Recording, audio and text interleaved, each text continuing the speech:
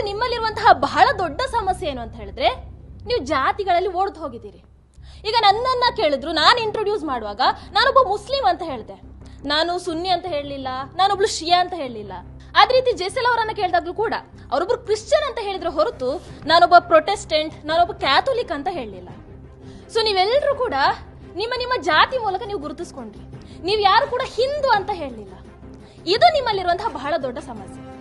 So politicians ಏನ್ ಮಾಡ್ತಾರೆ, ಇದನ್ನು ಯೂಸ್ ಮಾಡ್ತಾರೆ. ನಿಮ್ಮಲ್ಲಿರುವಂತಹ ಈ ಸಮಸ್ಯೆ ಇಟ್ಕೊಂಡು ಅವ್ರು ನಿಮ್ಮನ್ನ ಒಡೆದು ಆಳ್ತಾ ಇದ್ದಾರೆ. ಈಗ ನಮ್ಮ ರಾಜ್ಯದಲ್ಲಿ ಜಾತಿ ಗಣತಿ ನಡೀತಾ ಇದೆ. ಯಾರಿಗೆ? ಹಿಂದೂಗಳಿಗೆ ಮಾತ್ರ. ಯಾಕೆ ಮುಸಲ್ಮಾನರಿಗಿಲ್ಲ? ಯಾಕೆ ಕ್ರಿಶ್ಚಿಯನರಿಗಿಲ್ಲ? ನಮ್ಮಲ್ಲೂ ಬೇರೆ ಬೇರೆ ಜಾತಿ ಇದೆ, ಹಲವಾರು ಜಾತಿ ಇದೆ, ಆದ್ರೆ ನಮಗ್ ಮಾಡಲ್ಲ. ಯಾಕೆ? ಯಾಕಂದ್ರೆ ನಮ್ಮಲ್ಲಿ ಒಗ್ಗಟ್ಟಿದೆ, ನಿಮ್ಮಲ್ಲಿ ಬುದ್ಧಿನೂ ಇಲ್ಲ, ಒಗ್ಗಟ್ಟು ಇಲ್ಲ.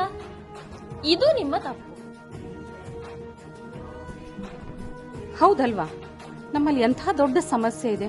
ನಮ್ಗೆ ಯಾಕೆ ಈ ಸತ್ಯ ಇಷ್ಟ ದಿನ ಅರಿವಿಗೆ ಬಂದಿಲ್ಲ? ರಾಜಕಾರಣಿಗಳ ಕೈಗೆ ನಾವ್ಯಾಕೆ ಸಿಗ್ಬೇಕು? ನಾವ್ಯಾಕೆ ನಮ್ಮ ಜಾತಿಗಳ ಮೂಲಕ ಗುರುತಿಸ್ಕೊಳ್ಬೇಕು? ಇನ್ಮೇಲೆ ನಾವೆಲ್ಲ ಈ ಕ್ಷಣದಿಂದ ನಮ್ಮ ಧರ್ಮದಿಂದ ಗುರುತಿಸ್ಕೊಳ್ಳೋಣ. ನಾವೆಲ್ಲರೂ ಒಗ್ಗಟ್ಟಾಗಿ ಹಿಂದೂಗಳು ಅಂತ ಹೇಳೋಣ.